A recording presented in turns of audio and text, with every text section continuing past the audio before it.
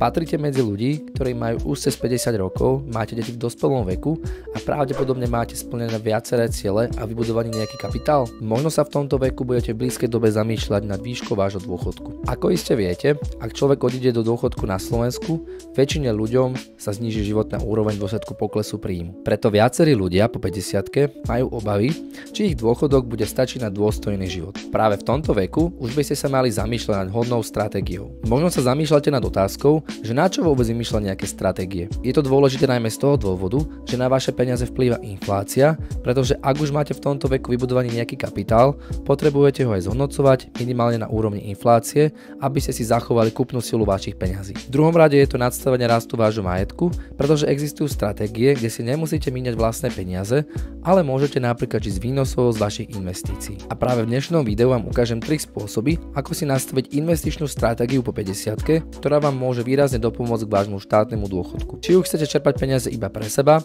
alebo zanechať niečo do budúcna aj svojim deťom. Vo videu si prejdeme všetky možnosti, aby ste si mohli vybrať tú, ktorá najlepšie vyhovuje vašim cieľom. Možno ste ešte nikdy predtým neinvestovali, tak skrátke iba vysvetlím, že investičný proces sa skladá z 2 fáz.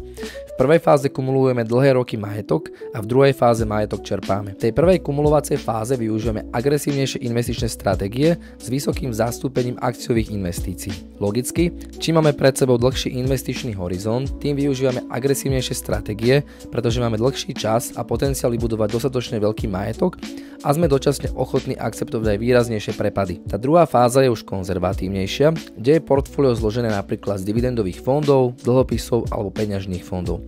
V tejto fáze už nechceme riskovať s našim majetkom a chceme, aby aspoň rástol minimálne o infláciu. No a pravdepodobne sa teraz čudujete, že však vám už do dôchodku veľa času nezostáva, avšak ak ste čerstvý 50-tník alebo máte krátko o 50-ke, stále vám ostáva viac ako 10-ročný horizont. Takisto je dôležité uvedomiť si, že ako náhle sa začnete blížiť dôchodkovému veku, tak napríklad 3 roky predtým je už dobré preklapať portfólio z rizikovejších aktív k tým bezpečnejším. To zabezpečí, že vaše úspory budú pripravené na čerpanie bez rizika väčších strát pri prípadných výkyvoch trhu. No a tu sa dostávame k spomínaným stratégiám, ktoré majú rôzne prístupy čerpania naakumulovaného majetku. Prvú stratégiu môžeme nazvať nekonečná renta. Tento model je zameraný na udržateľný príjem bez míňania vašich peňazí. Ak chcete čerpať napríklad rentu 1000 eur mesačne, potrebujete mať v čase odchodu do dôchodku približne 600 000 eur, ktoré sa budú ešte konzervatívne zhodnocovať s priemerným výnosom 4% ročne. V tomto prípade budete čerpať len výnosy, zatiaľ čo samotný kapitál zostane zachovaný a môže slúžiť aj pre ďalšie generácie. Druhá stratégia sa nazýva plánovaná renta. Táto stratégia prihliada na priemernú dĺžku dožitia ľudí na Slovensku.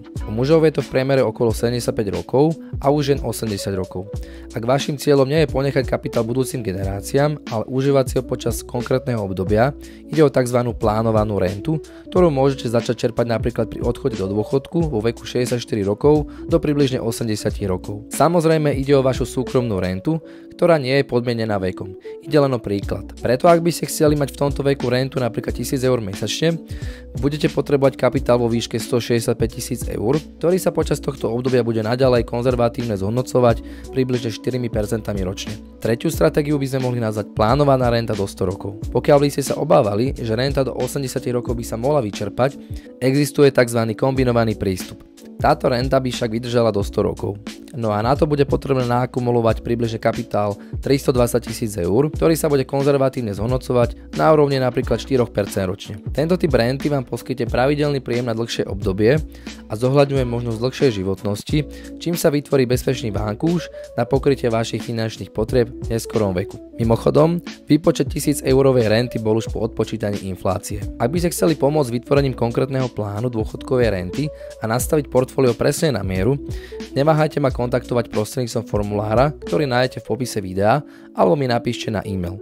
Spoločne nastavíme stratégiu, ktorá vám poskytne stabilný a bezpečný dôchodok.